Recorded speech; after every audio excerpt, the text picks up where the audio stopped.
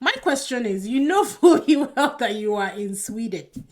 Why go on a show where you will meet a Swedish man, only to come out and complain about cultural backgrounds?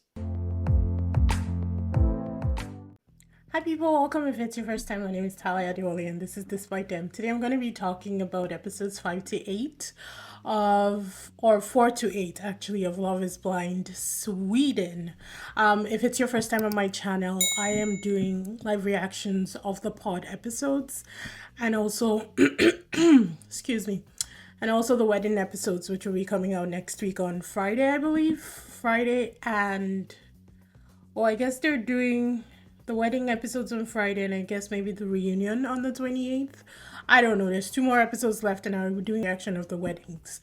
If the after the altar is coming out as well, I will probably do a live reaction of that as well. But yeah, you guys do all the right things. Click subscribe, hit the bells, do all the right things, and let's just get into it because I do have a lot to say.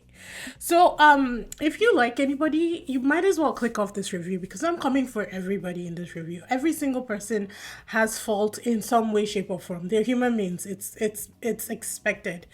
The only person who I think might be faultless, honestly, in this entire thing is Oscar, but we will get to him. So coming out of the pods, we had 5 couples, and had is a very telling word to use because obviously one of the couples broke up before even getting to the wedding dress and tuxedo shopping scenario or scene. But let's start with should we start with the most, yeah, let's just start with the most troublesome couple, which is Katya and Christopher. Y'all all know that I think Katya is drop dead gorgeous. I think she's a 10. You know, I also like Christopher. I don't know why I kept calling him Christoph throughout my first episode reaction.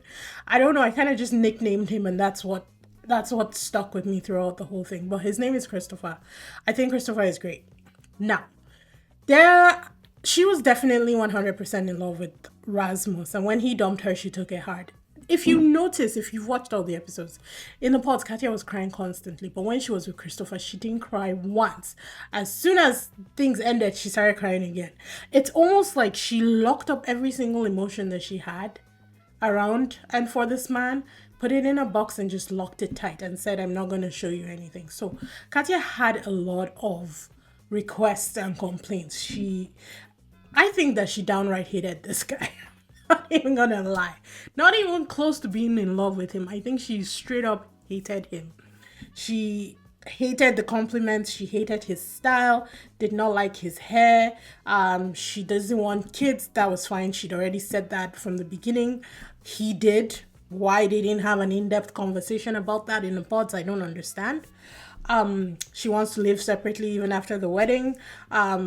Christopher's mom was the one who gave her the bad advice of locking everything up, and I was like, damn.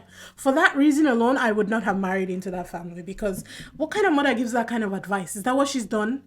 Probably. I mean, you only talk from what you know, right? For the most part. I did not respect that, and I did not like it at all. As soon as she said it, I was like, girl, get out, get out. That's not, this ain't your family. If things weren't already bad, it got worse then. The friends meeting was kind of blah. The friends kept questioning every single thing that Christopher said, offered, or wanted to do. And she wanted excitement. She wanted a rugged man. Christopher was not that. And eventually she packed her load and she left. Now, I know I started with Katya because I felt like Katya had a lot more to say about the things that she didn't like, about the complaints, about her feelings, about realizing that she wasn't in love with Christopher when it was already too late. She knew in the pod she wasn't in love with him. She knew when she met him after saying yes to him. She knew. So why not just end it there? Pull a Kimia and be like, no, thank you, goodbye. You know, self-respect really does, like, it has a huge hand. I'm going off a tangent. But anyways, I think that Katya was not nice. However, when you flip it and we come to Christopher, I know that he knew 100% that this girl did not love him. I think his mindset going into it was that the love I have will be enough. It will see us through. And unfortunately, in trying to put that on them and on their relationship, he kept, I think the compliments that he used to give her, they started out organically. because he did find her attractive. He does find her attractive. I think he was truly in love with this woman. But the more time they spent together, the more he realized that she didn't love him and she probably would never love him the way he loved her. And so he started overcompensating for that, trying to fill the void that she couldn't fill with his own love. And then putting the pressure back on her, saying, I tell you this, I tell you this, I compliment you, I do this, I do this. I'm always like willing to do everything for you, but you do nothing for me. If you've said that once, if you've communicated it once, I'd say that's enough. I mean, I don't mind like people talking in relationship, but it wasn't from a point where he's like, I feel that the way you do things makes me feel this way. It was like, I'm doing it for you, why can't you do it for me? Which in itself sometimes is okay, but I don't know, there was a string attached to his, and that's what I could not really get on board with. Also, did anybody think that Christopher was giving Patricia from Split when he was in his black turtleneck and pearls? I don't know. Even on my thumbnail for the last video, when I was making it, I was dying. I was laughing so hard because all I kept seeing was McAvoy in Split, and I was like, "This is Patricia." That was just a side tangent. Anyways, so Christopher's own, he was definitely in the Lowland. That I don't know where this land is, and I don't know how people get it onto it. I do not want to be on that land with them because he was delusional up the wazoo. He kept saying that he's not stressed about things. Meanwhile, you could tell, like his leg was always shaking when he was doing his interview. It's a never stick. It's when you're trying to feed yourself a lie and you don't believe it. So how will other people believe it? He was always overcompensating. I don't mind that he was willing to, what's the word? What's the word? He was willing to give up and move cities for her, but she was not even willing to accept him for that. Even her friends were saying that, is he just trying to tell them what they want to hear? I honestly do think that it started out pure for Christopher, but as time went on, because he could see that these people were not, both of them were not even on the same, when they say you're not on the same page, they weren't even in the same section of the library. I don't know what books they were reading, but they were not even in the same town. That's how far apart these two people were. And it was so unfortunate because I think he really loved her like desperately, and she just couldn't give him what he needed. Eventually, she up and left. I don't know what happens in the background. They really don't tell us. They had a conversation. She wasn't wearing her engagement ring, so he threw his away, and kind of that's how that whole thing went off. I knew that it wasn't going to last, and I knew that they would both be hurt, but I knew he would be hurt more than her. Anyhow, that's enough about that. Let's move on to Sergio and Amanda. Half the time I forget Amanda's name. I'm not even going to lie. All I think about is this girl does not deserve to be in a situation like this because Sergio is not it. So that whole spin thing, that whole production thing where Chrysty was saying he has a child, a woman is going to have his child in Barcelona. That wasn't about Rasmus, it was about Sergio. She'd heard in the chats and talked to him or something like that. They don't really talk about it. They kind of just sweep it under the rug. They say it's a rumor, it's not true. And nobody really talks about it. The way Sergio handled that situation was very telling. After his conversation with Chrysty, he comes in and he kind of made it out that Chrysty was the bad person. I need you guys to go watch it, and if you watched it, please let me know what you thought about how he handled that narrative when he came home and he told it to Amanda. If you listen to the way Sergio talks, it's very much like everybody's bad and I'm the good person, even when he knows that he's not. I don't like this guy. Don't hate him. I just think that Amanda deserves better. But here's the thing with Amanda, though. Anybody who blinks like that, unless it's a medical condition, that girl is going to snap. And the day she snaps, I don't even want to be in the same country with her because I don't think it's going to be good. So he was being weird about religion. I don't understand why he was saying, I get it. He was saying Catholic and Christianity, and I get why he was saying it. But if you know that her dad is a pastor, why not just say, yes, I'm a Christian. I respect, I trust, I believe that there's a God. The fundamentals. That's all the dad was looking for. He's a freaking pastor. Like, meet them halfway. He did in the end, but when he was talking to Amanda about it, he was being very cagey, and I don't understand why. Um, Family meeting was all right. Everybody seemed to like him. She didn't meet his family. I guess they're in Barcelona, or maybe they don't even exist. He doesn't really talk about it, so we don't know. Think about it. You don't really know a lot about Sergio. If you really sit down and think about it, you just know that he says the weirdest things. He's definitely not the right fit for Amanda, but she seems to love him completely and wholeheartedly. So I want to know what is going on in the background that we don't see. What is the pull? What is the attraction to this man? Because I don't get it and I don't see it. The apartment thing was a fiasco. Why he got offended about it, I guess I can understand, but his apartment was a straight up fiasco. How is his bedroom up a catwalk in the kitchen? That was weird. Was it just me? And the fact that he made her feel ashamed about expressing her feelings about his jacked up apartment, that was telling in itself. That is their marriage in a 30-second window. Him making her, which is what I was saying about the way he speaks and about the way he narrates things and about the way he flips things. He's a mastered manipulator, I think. The way he flipped it, and then she started feeling embarrassed, and to the point where she had to apologize. I don't know. I don't think it was that. I don't think it was that big a deal. His apartment was jacked up. Maybe. Nah, I would have laughed too. I was dying. I was cackling. I was like, no way. How can he say his place is more spacious and they should move into that? She's gonna be climbing into the kitchen roof to sleep. Nah, man, nah. Get out of here. Get out of here. Moving on. Let's move on. I'm gonna talk about Lucas and Amelia for a second.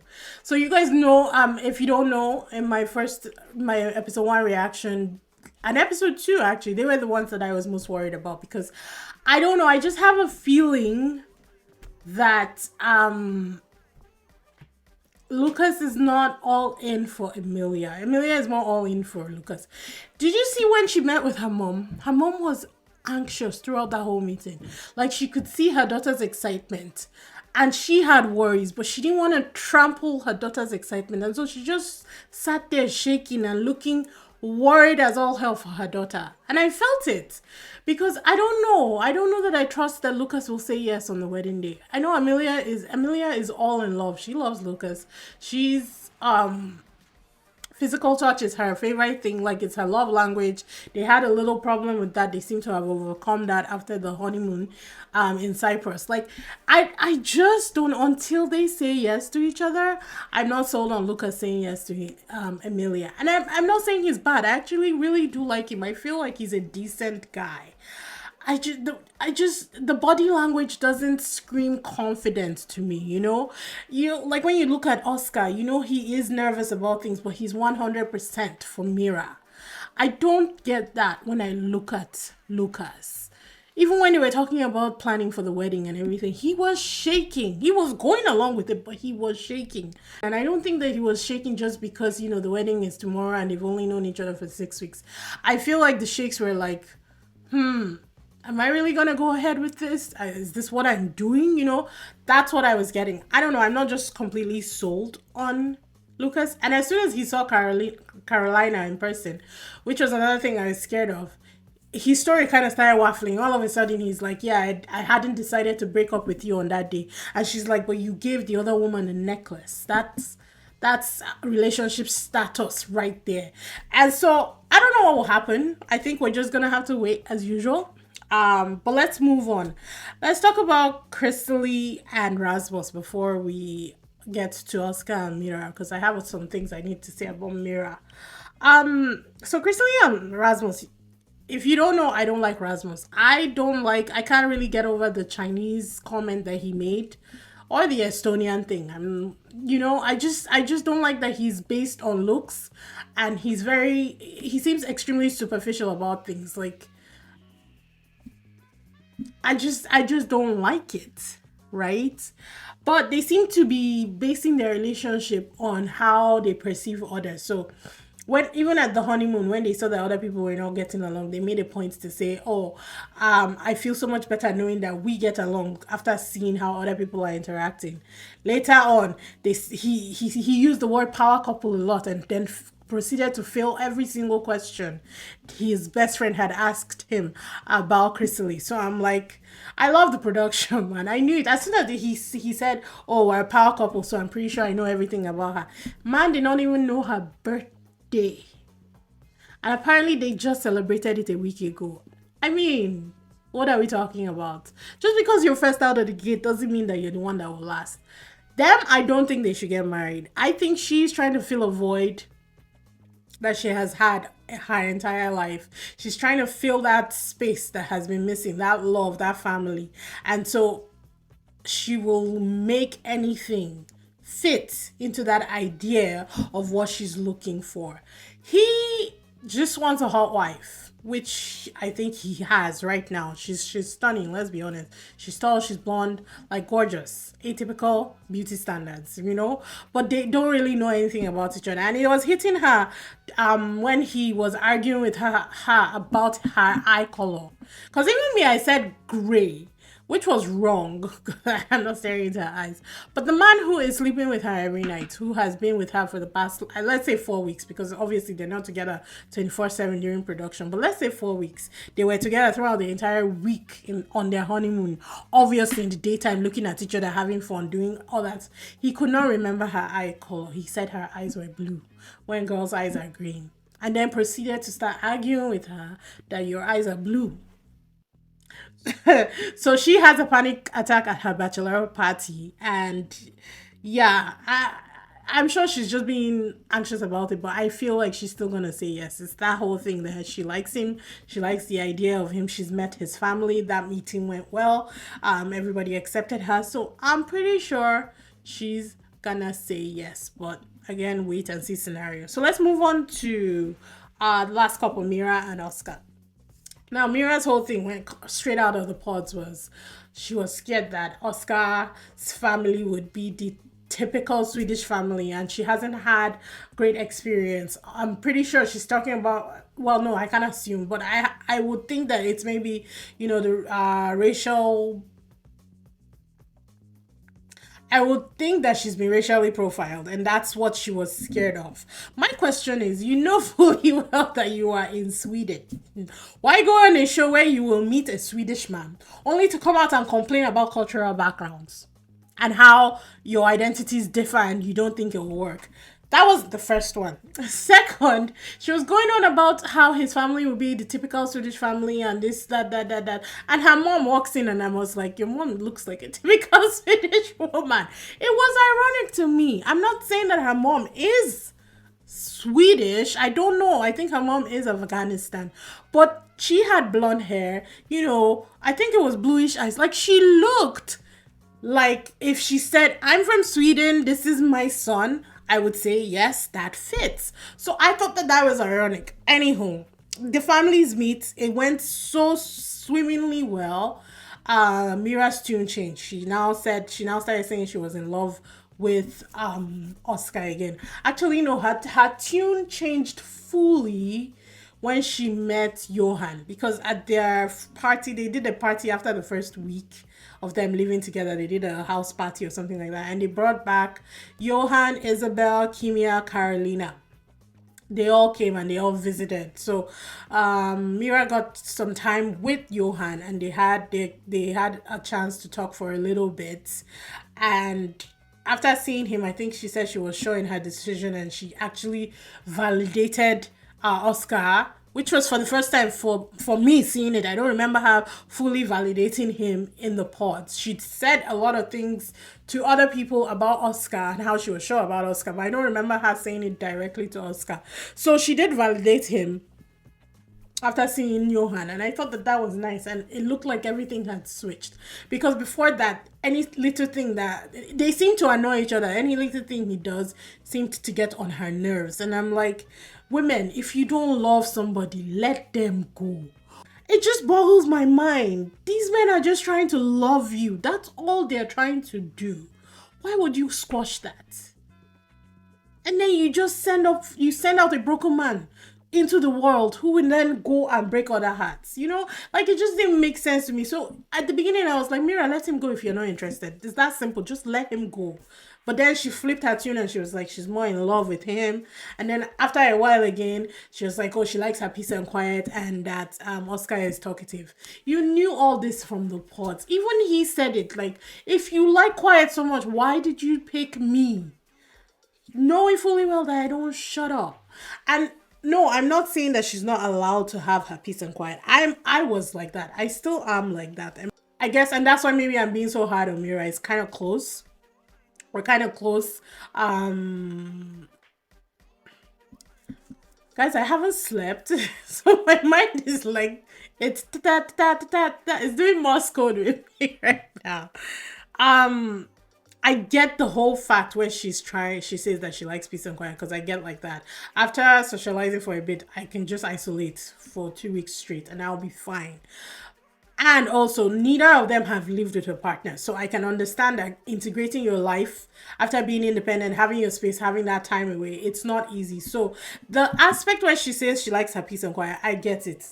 But there are ways to go about it where you're not like just, snapping at the person that you seem to love or you say you love, for no bloody reason whatsoever. I just don't like the way she's treated him, and because he's such a softie, he takes it, and because he loves her, he takes it. Would Johan had been English? Does she think that Johan would be willing to put on a sari or whatever and dance, do the Bollywood dance with her? I don't think so. Would Johan dance with her mother? I don't think so. Would Johan hold the take videos of her while she's doing her routines? Maybe he would. But like I just don't know. I used to think that maybe she was holding out for Johan, but she clarified that she wasn't. So I don't know what the problem is. I think that Oscar is a good match for her. Honestly, she seems very happy when she lets herself go. But there's a lot that we don't see, so I can't judge too much. And yeah, that kind of wrapped up a lot of what I wanted to say. The weddings look like they're going to be interesting. I'm not really sure how many people will say no. If I had to predict, I think that Mira would say yes and Oscar would say yes. I think Amelia would say yes and Lucas might say yes out of peer pressure because he seems like that kind of person. But I don't know. Sergio, I don't know. Amanda will say yes, but I don't know about Sergio. I really don't know because he also seems like somebody that has been looking for any excuse to leave. First it was the ring thing, then it was the bracelet thing, which I kind of understand. Then he's like, "Oh, did I build it up in my head?" And this girl really has been nothing but perfect for him, and maybe that in itself is what is getting him worried. Kata and Christopher are already done. They're not even making it to the altar. So yeah. I have no idea. The only couple that I think will say yes is Mera and Oscar. Chrysly and Rasmus, they should say no. Nobody should marry Rasmus. Chrysly should go find her ideal family somewhere else. But I think they will say yes though. I think they will say yes because yeah, the dogs are okay now, so I don't see any other problem for them. They don't really have that many problems. The not knowing his wife's eye color or his fiance's eye color was like the biggest hurdle that they had to face so far. So, yeah, I think it might be Chrysly Erasmus and Mira and Oscar, but we'll find out next week. But yeah, I just wanted to do a quick rundown since I'm not doing reactions to all the episodes. I don't think it's necessary. But yeah, hopefully you guys enjoyed that. Let me know your comments in the comment section. Let me know your thoughts, your ideas, how the season has progressed so far. Honestly, it's been up and down. There were times where I was like, oh, I'm really bored, and then it picks up, and then just it is what it is, and then it picks up again. So yeah, as far as international Love is Blind go so far, I would say this is still my third favorite, with Brazil taking the lead, but still more interesting than the US for me. I just think content wise, like yeah, I would say content wise, definitely, because the US is just overly produced, and now it's just a bunch of two-faced people who are looking for clout. And that's what it is. That's what all Love is Blind is for the most part after every season one. But it's a little more obvious in the US version. But yeah, I hope you guys enjoyed it. I know I was a little scatterbrained. Sorry I've not slept, so it is what it is. But I guess I will see you guys in the reaction. I'm not sure who's getting married first, but we will be there. Like, subscribe, hit that notification bell so you know when I post new videos, and I'll see you in the next one. Bye!